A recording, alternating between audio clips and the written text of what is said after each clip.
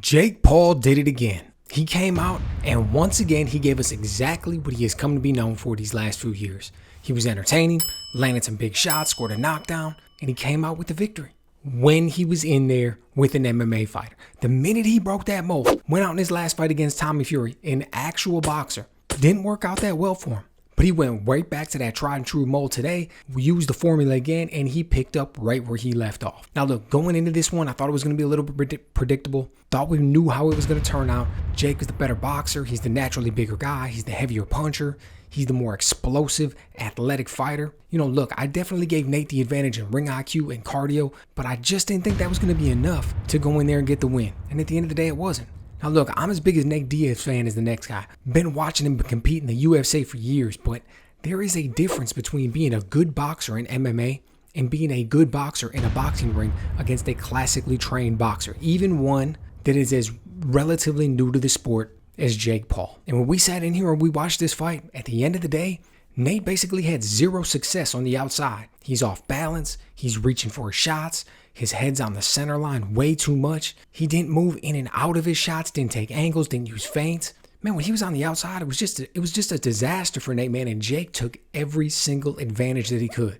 Nate's marching forward. He's not using his jab to keep Jake busy or throw him off. And that just allowed Jake Paul, man, to just pick and choose his shots. He's landing clean counter left hooks all night. And one of them was what caused this big knockdown in the fifth. Nate's just coming forward recklessly. I mean, look. He is known for applying pressure. He's known for coming forward. He's known for walking his opponent down. But he was doing it in a way out here that just presented far too many opportunities for Jake Paul. He's walking forward. He's basically just putting his head down. He's putting his hands up. He's marching forward, not using anything to close the distance. And that's just leaving nothing but countering opportunities for Jake Paul. He was just trying to bully his way in, and that was just not going to cut it. Sloppy work from Nate Diaz. But I'll say this, the one area that Nate was able to see some success was on the inside.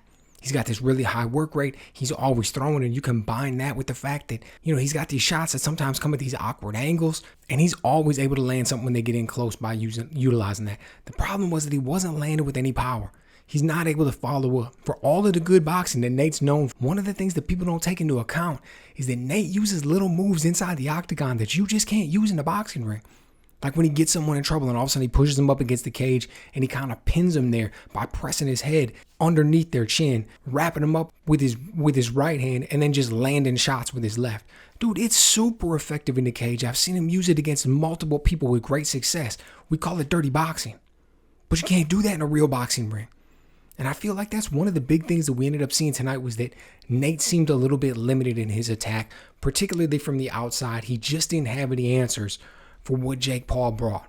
And I'll tell you this, man, one thing that I thought was hilarious. So going into the last round, Richard Perez, his head trainer, his boxing coach, he's in Nate's corner. He tells him, look, we need a knockout. His trainer tells him, you're letting him do a lot of stuff in there that he shouldn't have been able to do, man. And Nate responded, sorry, Rich. Rich said, huh? And Nate said it again, sorry, man. And his trainer said, oh, it's all right. You're all right, man. I just want you to go out there and do your best, man. And then Nate wrapped it up right when he's taking a drink of water. He says, I should have trained better. And that exchange was so telling. It's just, you look at it on the one level, the level of comfort that these men both had in just an absolutely massive fight, and the level of comfort that they had with each other. That was just a great thing to see. I also thought it was hilarious how Nate both, he accepted his own responsibility, the fact that he should have trained better, and also apologized to his coach, even though he's the guy in there that's getting lit up with shots. Just thought that was like the most Nate Diaz moment of the whole fight. So overall, thought it was really good. I thought Jake Paul came in there, looked like a man who's been in the gym, looked like a man who's been putting in some work. He got a new corner, got a new trainer, and he looked better than we've seen him in the past. One of the things that I was concerned with going into this fight was that he wasn't going to have the cardio. Nate Diaz is known as a cardio machine. I thought Jake Paul paced himself well. I thought he held up well. There were some times in there where he looked like he may be getting a little bit winded. But at the end of the day, he was able to come out with the victory, look good the whole time. He was able to mentally persevere even at those times when Nate Diaz was attempting to crank up the pressure, attempting to do something a little bit more. Hats off to Jake Paul, comes out with the victory. I think the man is absolutely insane for even suggesting stepping into MMA against a man like Nate Diaz. He's going to come up short, and he's going to come up short quick. Nate Diaz is an absolute beast when it comes to the grappling. He's going to go in there, he's going to sink a choke in. That's going to be all she wrote. Personally, I think it's a little bit gimmicky. I don't think the fight happens, but if it does, Nate Diaz is going to walk away with it. He's going to walk away early. So let me know what you guys think. Did you enjoy this fight? What do you think is going to be next for Jake Paul? He's talking about coming out. He's talking about potentially the MMA match with Nate Diaz. He's talking about potentially a rematch with Tommy Fury. Where do you think he goes from here? And did you enjoy this one? Let me know what you guys think.